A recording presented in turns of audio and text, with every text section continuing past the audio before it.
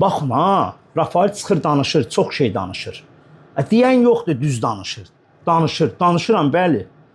Çünki eşidən yox, dinləyən yox, sayan yox. Danışmalıyam da. Nə oldu Rafael'i limon kimi belə suyun sıxanda, dünya Avropa çempionatı olanda deyəndə ki, dizim ağrır, deyirlər, sən yerlisən, dağlısan, Azərbaycanlısan, sən qanun Azərbaycanlı, sən döyüşməlisən. Mən razıyam. Və çıxırdıq bir ayaqla bir dənə də döyüşü durduq. İstər Avropa çempionatı olsun, istər dünya çempionatı olsun. Bir günüm ki, və ayağıma dərman lazımdır, dərmanın pulun lazımdır, iynəsi. Federasiyadan mənə nə cavab oldu? Bunun ölüm müəllimə heç bir adiyyəti yoxdur. Mən deyirlər ki, Rafael bezdirmirsən səndə. Və dünyanın bir nömrəli idmançısına Rafael'ə bugünkü gün deyirlər ki, bezdirmirsən, bəs nə qədər iynə vurmaq olar? Mən robotam. Mən nə istəyirəm? Mən deyirəm ki, mənə maşın alın, mənə ev pulu verin. Ayağım zədəlidir. Bunu iynəni vurum ki, hambal kimi işləyim də.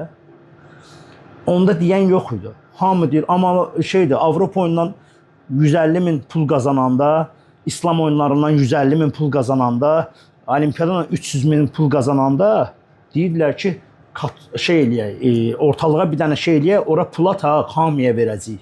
Bəs mən yarışa hazırlaşanda hamı hardaydı? Sözlə demək lazım deyil. Rafael, biz sənin arxandayıq. Biz sənin yanındayıq. Bugünkü mən yan görəmə baxanda, mən o insanları görmürəm. Yəni, bu bir mənalıdır. Heç kim məndən inciməsin. Mən demirəm ki, mən bu günləri karatəyə gəlsəm, VKF-i mənə həvalə eləsələr və birlə mən dünya çempionu, yox, mən də çalışmalıyam, mən də işləməliyəm. Mən mənəm demirəm ki, məndən başqa məhdçi yoxdur, yox. Düzdür, dünyada bir nömrəli idmançıyam. Məhdçi fəaliyyətim çox az olub. 11 ay baş məhdçi olmuşam mən.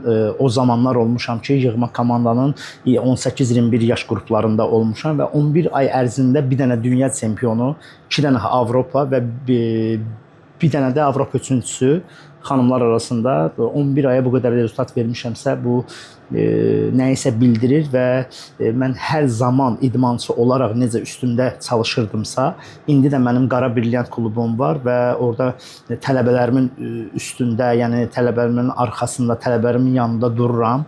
Maddiyyatdan düzdür, biraz çətinliyimiz var, amma ki, əlimdən nə gəlirsə, bir dost kimi, yoldaş kimi, mən də bir valideynəm.